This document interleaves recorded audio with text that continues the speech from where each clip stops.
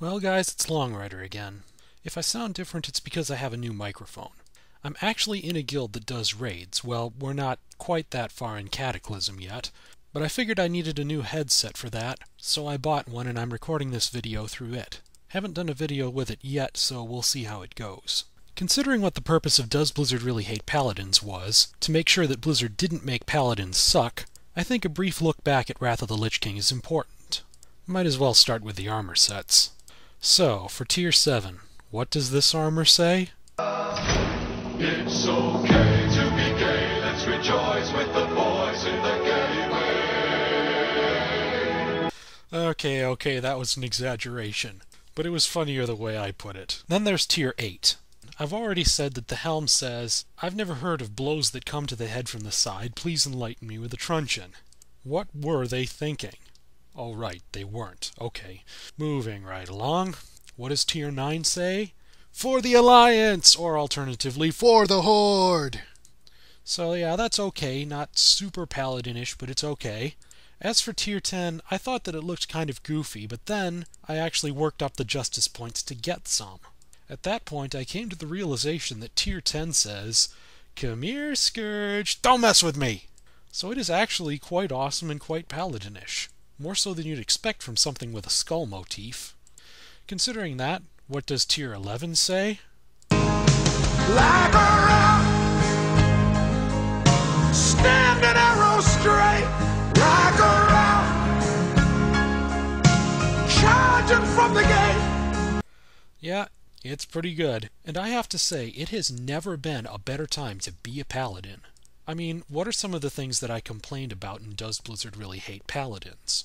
There was the lack of combat interactivity, no on-demand damage abilities, no ranged abilities, and think about all the other things which I didn't talk about which were problematic. I mean, there's Retribution having no interrupt and no distance closer, the fact that we didn't have a variety of heals, just two that we had to keep spamming, our lack of group heals, and guess what? All of that got addressed. I mean, I've read that Retribution is still pretty kiteable, but even so, look at all the things that we've gotten in Cataclysm. I mean, just look at it all. It is safe to say that Blizzard does not hate Paladins. It's still hard to believe that they never did, but it's clear that they don't now.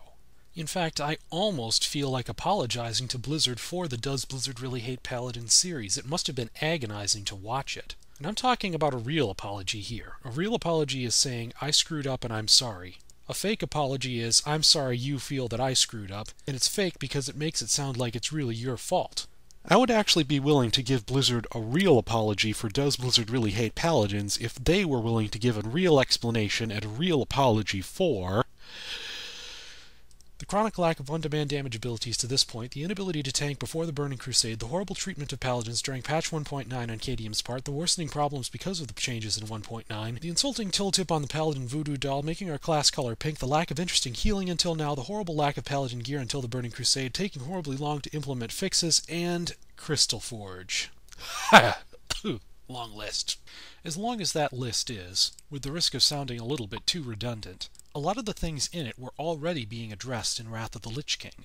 Hammer of the Righteous and Divine Storm got added in Lich King, and Holy Shock's cooldown was lowered too, not to mention Shield of Righteousness. Healing got to be a little bit more interesting too. They did give us Beacon of Light and Sacred Shield in Wrath. But it's here in Cataclysm that things really start to get good. Now that Crusader Strike is trainable, we have Holy Power, and, well, you know what? Just grab a screenshot of this screen, and it will tell you everything. But now, I really owe you guys an apology. I took a really long time in making this. I started long before 4.0.6 came out, and so I was going to talk about a whole bunch of problems. I was going to call for Divine Plea to get changed so that it wasn't so harsh on healing, and I was going to call for Protector of the Innocent to get nerfed, believe it or not. Really, it needed it. I found out that if you beacon yourself and then cast Holy Light on someone else, you will actually receive more healing than the person you cast Holy Light on. That is overpowered. It's strange to call your own class overpowered, but that's what it was. Blizzard's implementing these fixes before I can even get a video out saying that they need to be fixed.